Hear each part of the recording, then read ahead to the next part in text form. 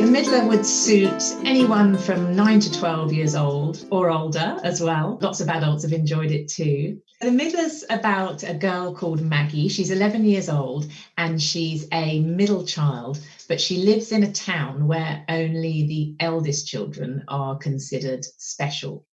In her town, Fenniswick, there's a boundary all the way around it, and no one's allowed out and no one is allowed in. And one day, Maggie meets someone on the edge of the town, right down near the boundary. She meets someone from outside and she makes a decision. She decides she's going to prove to the people in her town that a Middler can be just as special and just as brave as an eldest child. But of course, it doesn't all quite go to plan.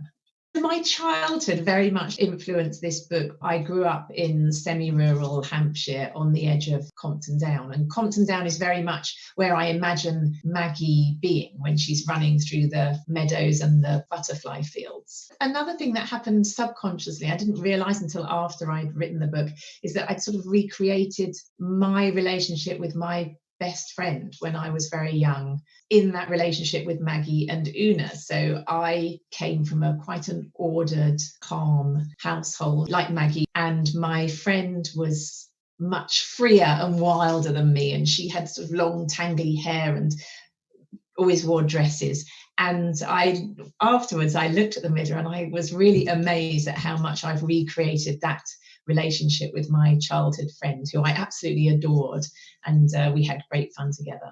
The relationship between Maggie and Una begins not really as a friendship at all, but it develops into that throughout the book, through a very rocky path. It's an adventure story in a dystopian world, and it's set in the future. So it's a world very similar to our own, but a little bit different as well. It's such a privilege to be a finalist in the People's Book Prize.